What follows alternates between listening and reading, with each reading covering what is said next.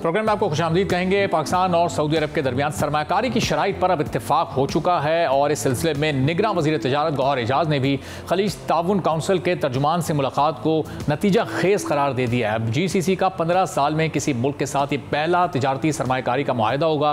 इससे पाकिस्तान को कितना फ़ायदा होगा, इस बारे में बात करेंगे। और साथ ही IMF तकनीकी टीम अब मज़ीद एक हफ़्ता पाकिस्तान में ही रुकेगी। यहाँ पर क़याम के दौरान जो तमाम मामलात हैं उनके अब वो फाइनल हो चुके हैं। 14 दिसंबर तक का उनका शेड्यूल भी सामने आ चुका है, लेकिन 14 दिसंबर तक के शेड्यूल में पाकिस्तान का केस इसमें शामिल नहीं है। अब इम्कान जाहिर किया गया था कि 7 दिसंबर तक पाकिस्तान को $70 करोड़ की किस्त मिलनी है। चूंकि 15 नवंबर को ये तमाम मामला तय पा गए थे, स्टाफ लेवल मुआहदा हो गया था, तो अब अगले 2 रोज़ में पाकिस्तान को एक किस्त मिलने जा रही है या नहीं मिलने जा रही, इसी पर गुफ्तगू करेंगे। नासिर अली शाह बुखारी साहब चेयरमैन है KSB ग्रुप के, माहिर मौशियात हैं, हमारे साथ मौजूद हैं। नासिर साहब बहुत शुक्रिया प्रोग्राम के लिए, आपने वक्त निकाला। सबसे पहले तो जो पाकिस्तान और सऊदी अरब के दरमियान सरमाकारी का मुआहदा होने जा रहा है, ये अब आने वाले दिनों में पाकिस्तान की मईशत के लिए कितना फ़ायदेमंद होगा? अभी हमने देखा UAE से 20 से 25 अरब डॉलर का मुआहदा हुआ, फिर ये मुआहदा, फिर मजीद 2-3 ममालिक के साथ SIFC के थ्रू जो सरमायाकारी आनी है। ओवरऑल अगले 3-4-5 माह में पाकिस्तान की मईशत कितनी बेहतर होती है, आप देख रहे हैं?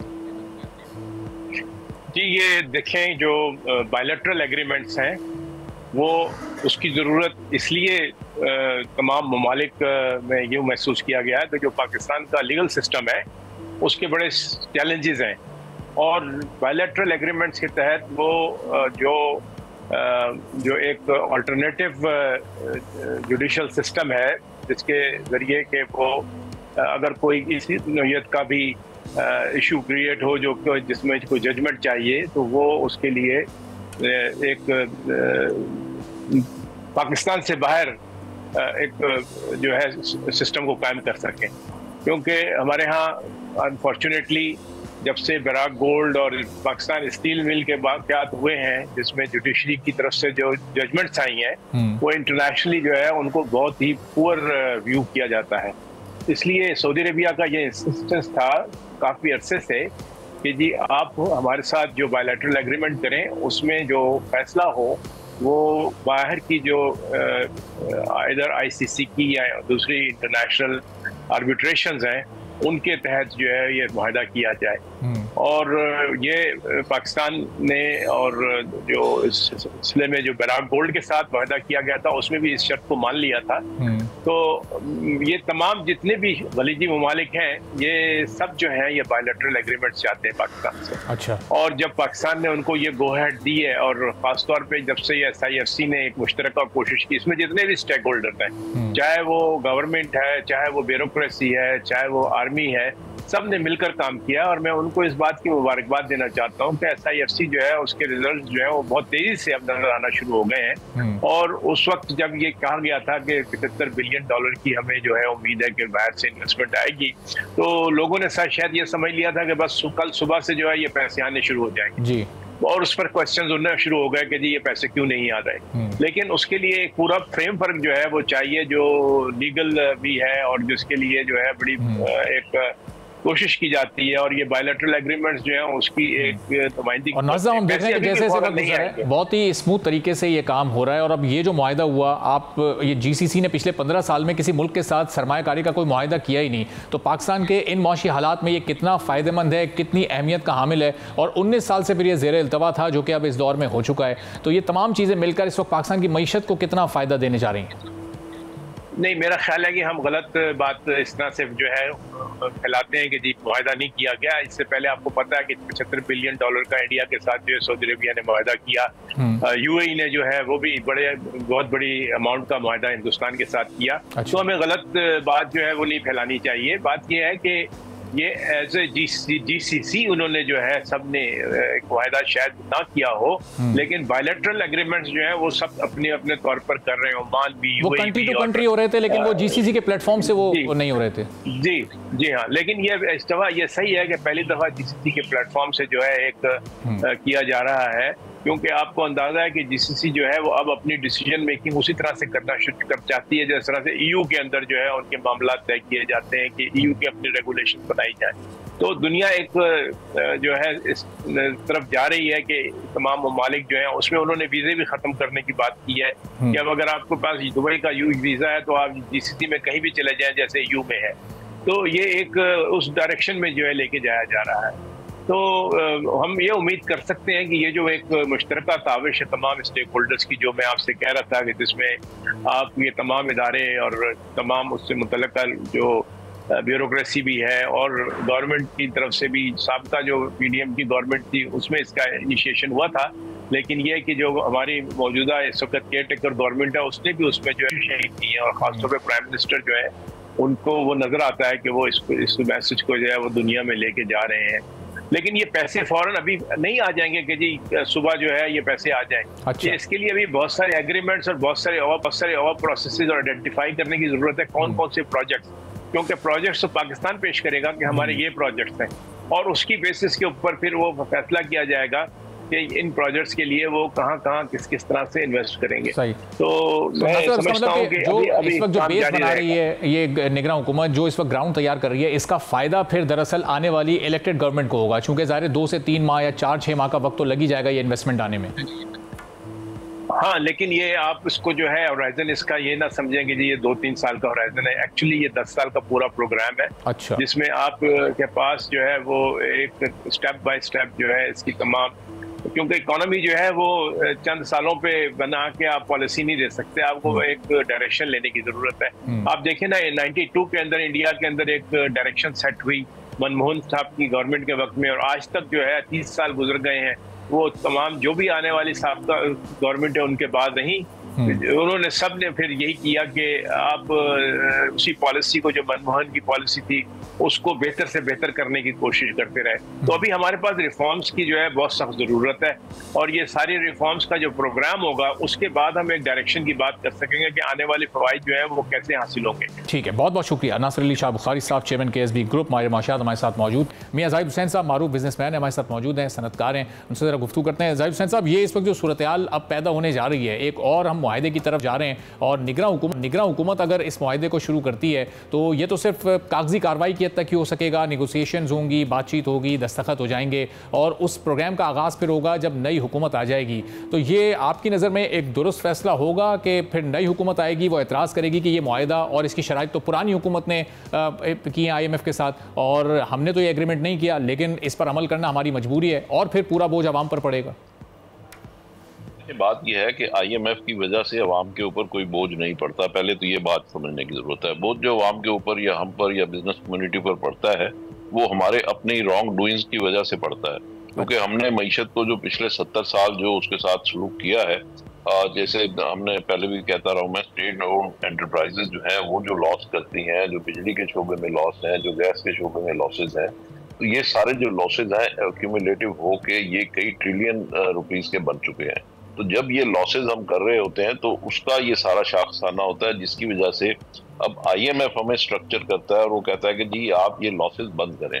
अब लॉसेज के साथ तो कोई भी इकॉनमी नहीं चल सकती ना, तो चाहे अब ये गवर्नमेंट हो चाहे इससे पिछली गवर्नमेंट हो, पिछली गवर्नमेंट ने केयर टेकर गवर्नमेंट के लिए लॉ में इसमें लेजिस्लेशन की कि भाई इनको पावर दी जाएगी कि ये कोई भी मुआहदे कर सकते हैं। अब उन मुआहदों के साथ ये आगे बढ़ रहे हैं और ये मुआहदे करके जाएंगे, इसलिए कि पाकिस्तान की आप देखें ना जी, इकॉनमी को अगर ऑक्सीजन लगी हुई है और ऑक्सीजन आप यकलख निकाल दें कि जी अब ये डॉक्टर नहीं, दूसरा डॉक्टर, दूसरा नहीं, तीसरा डॉक्टर, तो मरीज तो मर जाएगा। तो इसका मतलब यह है कि उसको कंटिन्यूअस ऑक्सीजन की जरूरत है।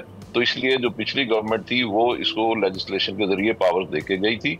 अब ये गवर्नमेंट जो है केयर टेकर, ये उसके मुताबिक काम कर रही है, और आने वाली हुकूमत जो है वो भी इसी के मुताबिक काम करेगी, इसलिए कि हमारी इकॉनमी को इन पिल्स की जरूरत है और इस ऑक्सीजन की जरूरत है, चाहे गवर्नमेंट कोई भी हो। क्योंकि आप जब तक इन इदारों में रिफॉर्म नहीं करेंगे, लॉस बंद नहीं करेंगे, बिजली की चोरी बंद नहीं करेंगे, स्टेट ओन्ड एंटरप्राइजेज जो है उनके लॉसेस खत्म नहीं करेंगे, उस वक्त आपकी इकॉनमी ठीक नहीं हो सकती, उस वक्त तक आपकी कॉस्ट ऑफ डूइंग बिजनेस भी ठीक नहीं हो सकती। इसलिए तो साहब ये चोरी जो होती है, इस मुआहदे के फाइनल होने से पहले या अप्लाई करने से पहले, फिर क्या जो इस वक्त जो सियासी जमातें हैं जो अभी इलेक्शन कैंपेन में मसरूफ हैं, जिस जमात की भी आगे हुकूमत आनी है, 2-3 बड़ी जमातों की इकनॉमिक टीम के साथ फिर इस निगरान हुकूमत को बैठना पड़ेगा ताकि उनको ऑन बोर्ड ले सकें, उनकी तजावीज़ भी ले लें, ताकि फिर बाद में कोई क्योस क्रिएट ना हो। मेरा ख्याल है बाद में कोई क्योस क्रिएट होगा नहीं, इसलिए कि आपका जो लेंडर है IMF जो है वो जो lender of the last resort है, और उसकी वजह से ही हमें दूसरे मुल्कों से भी अब कर्जे मिलना शुरू हो गए हैं, और उसी वजह से हमारी इकॉनमी सस्टेन कर रही है। तो जो आने वाली हुकूमत है और उसके जो माहिरीन है वो इस हुकूमत के साथ बैठेंगे, मेरा ख्याल में अभी भी एंगेज किया हुआ होगा उन्होंने, और एक दूसरे से मुशावरत हो रही होगी और उसके मुताबिक ही वो चीजें चल रही हैं। और फिर बात यह है कि ये माने या ना माने, इनके मानने से फर्क इसलिए नहीं पड़ता कि जब आपने IMF के पास जाना है, एक सिस्टम के तहत चलना है, तो IMF तो आपको लॉसेज नहीं करने देगा। अब बिजली के शोबे में, आप गैस के शोबे में सॉरी, आप देखें जो लॉसेज हो रहे थे तो उसकी 194% आपने जो अनप्रेसिडेंटेड इंक्रीज की है कीमतों में, उससे कॉस्ट ऑफ डूइंग बिजनेस भी बढ़ी है, बहुत सारी इंडस्ट्रियां इनकॉम्पिटिटिव भी हुई हैं। लेकिन ये हमारी मजबूरी है, ये हमें करना पड़ा है जब IMF ने कहा कि भाई आप लॉसेज, और उससे आपने 860 बिलियन रुपए जनरेट किए हैं, अदरवाइज वो चीज आपको लॉस हो रही थी। और तो ये जब ये लॉस हो रहे होते हैं तो ये किसकी इनकॉम्पिटेंस होती है? अगर ये गवर्नमेंट की इनकॉम्पिटेंस होती है तो फिर गवर्नमेंट की इनकॉम्पिटेंस का खमियाजा फिर ये आवाम या बिजनेसमैन या ताजिर बरादरी क्यों भुगते हैं? क्योंकि फिर ये पूरा का पूरा लोड तो जब कीमत बढ़ती है तो एक आम सारिफ और एक आम बिजनेसमैन पर आ जाता है। आप दुरुस्त फरमा रहे हैं कि इसमें जाहिर है कि इनकॉम्पिटेंस तो गवर्नमेंट ही की होती है, क्योंकि वो जब रिकवरी नहीं कर रहे होते हैं या ये कि गैस महंगी मंगा के सस्ती बेच रहे होते हैं या लाइन लॉसेज में जाया कर रहे होते हैं या लोग बिल पे नहीं करते उसमें जाया कर रहे होते हैं, तो वो अपनी तरफ से तो अवाम को उस वक्त सहूलत दे रहे होते हैं या चशमपोशी कर रहे होते हैं। लेकिन इन द लॉन्गर रन वो फिर पब्लिक का ही नुकसान होता है, फिर पब्लिक को उसके टैक्स पे करने पड़ते हैं और पूरी उसकी ह्यूज कॉस्ट जो है, एक्यूमुलेटिव कॉस्ट वो पे करनी पड़ती है, जो कि हम कर रहे हैं। तो इसलिए इन चीज़ों को शुरू से ही अगर ठीक तरीके से लेकर चला जाए, कॉस्ट ऑफ डूइंग बिजनेस को भी कंट्रोल किया जाए और लॉसेस को कंट्रोल किया। अब तो होता यह है कि चोरी मैं करता हूँ, पैसे आप भरते हैं, तो लिहाजा इन सारी चीजों को जब तक हम ठीक नहीं करेंगे, सिस्टमाइज नहीं करेंगे, उस वक्त तक हमारे ये लॉसेस चलते रहेंगे। लॉस कोई करेगा, चोरी कोई करेगा, उसके पैसे कोई दूसरा भरेगा। और सर ये इन चीजों को ये इंटेंट नजर आ रही है आपको अभी फिलहाल इस निगरान हुकूमत की? ज़ाहिर है इनके पास तो वक्त बहुत मुख्तसर है, लेकिन क्या ये इन चीज़ों पर काम कर रहे हैं या सिर्फ ये इनका भी इन्हिसार सिर्फ कीमतें बढ़ाने पर ही है? कल हमने देखा जो कराची की पूरी इंडस्ट्री पूरी बंद हुई थी, वो एक रोज़ा हड़ताल थी। अगर ये सिलसिला आगे इसी तरह चलता है तो एक बड़ा बैड इमेज भी क्रिएट होगा पूरी दुनिया में, एक बड़ा ख़राब इम्पैक्ट भी क्रिएट होगा पाकिस्तान की इकॉनमी पर। डेफिनेटली पाकिस्तान का इम्पैक्ट तो दुनिया में पहले ही कोई अच्छा नहीं है, लोग ये समझते हैं। हमारे पास तो देखें, हम तकरीबन 30 बिलियन डॉलर की एक्सपोर्ट कर रहे थे, जो कि अब 27 बिलियन हो गई है। तो ये जो हमारी एक्सपोर्ट 27 बिलियन जो है, हमारा जो ओवरऑल इकोनॉमी का साइज है, उस हिसाब से हमारी जो एक्सपोर्ट है वो 100 बिलियन डॉलर होनी चाहिए। तो अब 100 बिलियन की बजाय अगर हम कर रहे हैं सिर्फ 27 बिलियन डॉलर, तो ये बैड इम्पैक्ट की वजह से ही है कि लोग ये समझते हैं कि ये ऑर्डर बर वक्त दे नहीं पाएंगे, इनकी कॉस्ट का कोई पता नहीं है कि इनकी कॉस्ट किस वक्त क्या हो जाएगी, अनसर्टिनिटी है। इस वजह से जो हमारा बायर है वो हमें स्पिल ओवर ऑर्डर देता है, यानी जब उसकी डिमांड दूसरे मुल्कों से पूरी हो जाती है उसके बाद बची कुछ डिमांड जो है वो हमें देता है, और हम उसकी प्रायोरिटी में नहीं होते, इसलिए कि हमारे यहाँ अनसस्टेनेबिलिटी है, हमारे यहाँ पॉलिटिकल अनरेस्ट होता है, हमारे यहाँ कीमतों का कोई पता नहीं होता, उतार चढ़ाव होता है, हमें ये नहीं पता होता कि बर वक्त शिपमेंट होगी या नहीं होगी। तो ये बहुत सारे फैक्टर्स हैं, इनकी वजह से फिर हमारा कस्टमर हमसे मुतमिन नहीं होता और हमें बर वक्त यानी उतने ऑर्डर नहीं मिलते, हमें जो स्पिल ओवर ऑर्डर होते हैं वो मिलते हैं और फिर हम उसी के अंदर प्ले कर रहे होते हैं। तो हमें ये चाहिए कि इन सारी चीज़ों को हम स्ट्रीमलाइन करें, और स्ट्रीमलाइन करने के लिए ज़रूरी ये है कि पॉलिटिकल अनरेस्ट भी खत्म हो, आने वाली हुकूमत भी ऑन बोर्ड हो और ये हुकूमत भी ऑन बोर्ड हो, बिजनेस कम्युनिटी को। चलें, ये वो तमाम इकदाम जो आप तजवीज़ कर रहे हैं कि आने वाली हुकूमत और इस हुकूमत को उठाने चाहिए। बहुत बहुत शुक्रिया। मियां जाहिद हुसैन साहब, मारूफ बिजनेसमैन, सनतकार, हमारे साथ मौजूद थे। खुरम शहजाद साहब हमारे माशियात में ज्वाइन कर चुके हैं, ज़रा उनसे भी इस पूरी सूरत हाल पर बात करेंगे। तो खुरम साहब, आमतौर पर हम देखते हैं कि जब भी कोई कुदरती आफत आती है तो उसकी रिकवरी के लिए भी हमें इस तरह के कर्ज़ की ज़रूरत पड़ती है। पाकिस्तान की इकॉनमी के लिए इस वक्त ये इस तरह के जो छोटे कर्ज़ हैं ये कितने इंपॉर्टेंट हैं, और जब ये रकम कल या चंद दिनों में जब पाकिस्तान को मिल जाएगी तो उससे क्या क्या फ़वाइद हो सकते हैं पाकिस्तान को, ख़ासतौर पर जो मखसूस प्रोजेक्ट्स हैं इनमें? जी देखिए, सबसे पहली बात ये कि इस तरह की जो प्रोग्राम लैंडिंग है ये चलती रही है, और इसमें मेरा तो पहला सवाल ये है कि इस तरह की प्रोग्राम लैंडिंग में इसके अकाउंटेबिलिटी क्या है, इसमें जो है कौन से प्रोजेक्ट्स हैं ये देखना पड़ेगा। क्योंकि नॉर्मली क्या होता है कि आपने देखा होगा वर्ल्ड बैंक, IMF तो खैर एक तरफ करते हैं, वर्ल्ड बैंक, ADB, IDB ये सारे जो है आपको तरक्याती फंड देते रहते हैं। वो $600 मिलियन होते हैं, कभी $500 मिलियन होते हैं, कभी बिलियंस में होते हैं। बट उसमें सवाल ये बनता है कि ये प्रोजेक्ट्स कहाँ होते हैं, कैसे होते हैं। अभी तक फूड सिक्योरिटी तो हमें इंश्योर की नहीं गई इस तरह से। आप एजुकेशन देख लें, आप हेल्थ का सेक्टर देख लें, कितना सफ़र कर रहा है। हेल्थ की जो है वो सूरत हाल ऐसी है कि ना होने के बराबर है प्रोविंशियल लेवल पे या इवन लोकल लेवल पे।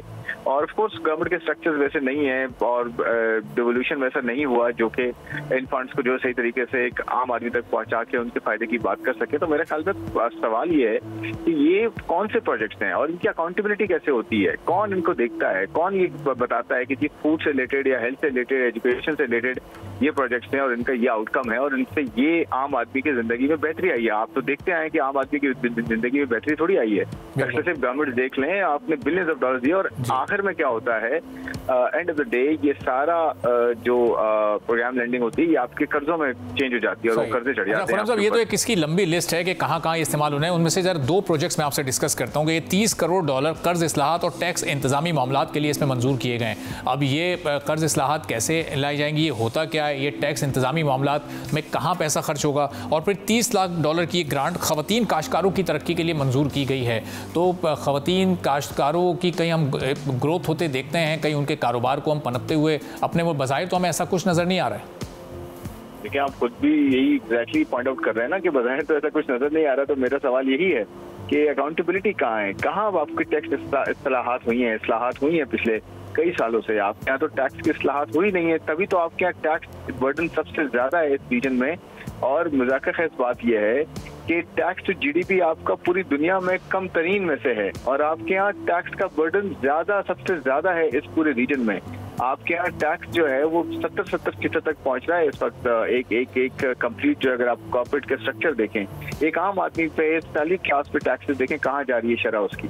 तो मेरे कहने का मतलब ये कि टैक्स इस्लाहात का क्या मतलब है, क्या हम टैक्स पॉलिसी बेहतर की है हमने आज तक, क्या टैक्सेस में कमी हुई है, क्या एक आम आदमी को टैक्सेस, एक आम बिजनेस को, छोटे बिजनेस को टैक्स की मुराद मिली है, क्या उसमें कोई बेहतरी आई, क्या हमने ह्यूमन रिसोर्स इस काबिल की है अपने टैक्स की जो अथॉरिटीज की जो कि आपके टैक्स कलेक्ट करने में बेहतरी लाती है। टैक्स इस्लाहात के लिए क्या इसमें करोड़ों डॉलर्स खर्च करने की जरूरत है? ये $30 करोड़ खर्च कहाँ होंगे? अगर टैक्स इस्लाहात करनी भी है तो वो तो पॉलिसी डिसीजंस हैं, आपको पॉलिसी बनानी है और उसको इंप्लीमेंट करना है। बिल्कुल सही कह रहे हैं आप, लेकिन मेरे कहने का मतलब ये है कि बिल्कुल पैसे खर्च होते हैं। इशू ये नहीं कि पैसे खर्च नहीं होते, आपको टेक्नोलॉजी एडवांसमेंट्स लेकर आनी पड़ती हैं, आपको ह्यूमन रिसोर्स को अपग्रेड करना पड़ता है, आपको दुनिया के बेस्ट प्रैक्टिसेस के साथ चलना पड़ता है, लेकिन आप करें भी तो सही। एंड ऑफ द डे अगर ये सारी प्रोग्राम लेंडिंग आपके कर्जों में शामिल हो रही है और या फिर वो कर्जों की अदायगियों में सिर्फ इस्तेमाल हो रही है, तो मैं सिर्फ कहने का मतलब इसकी अकाउंटेबिलिटी होनी चाहिए ना कि जो आपको बाहर के इदारे पैसे देते हैं वो कहाँ जाते हैं, वो कहाँ पे लगते हैं, क्या उनका इम्पैक्ट आता है आम आदमी पे, क्या उसकी KPIs हैं, उसकी परफॉर्मेंस क्या है। इस सब मेरे ख्याल में हमें सवाल करने की जरूरत है ताकि हमें पता चले कि ये सारे वाकई उन सूबों पे लगते भी पैसे हैं या नहीं लगते। क्योंकि देखिए आउटकम नजर नहीं आता ना आपको कोई उसका रिजल्ट नजर नहीं आता। तो डेफिनेटली आपको ये सवाल करना चाहिए कि ये पैसे कहाँ लग रहे हैं और किस तरह से इनका जो है इम्पैक्ट आएगा आम आदमी पे। ठीक है, बहुत बहुत शुक्रिया। खुर्रम शहजाद साहब हमारे माशियात हमारे साथ मौजूद थे और कह रहे थे कि इस तरह की जो अकाउंटेबिलिटी है वो सामने आनी चाहिए। ये पैसे आ तो जाते हैं लेकिन लगते कहाँ हैं, लगते हुए हमें नजर नहीं आते हैं। आज के प्रोग्राम से इजाजत दीजिए, अल्लाह हाफिज़।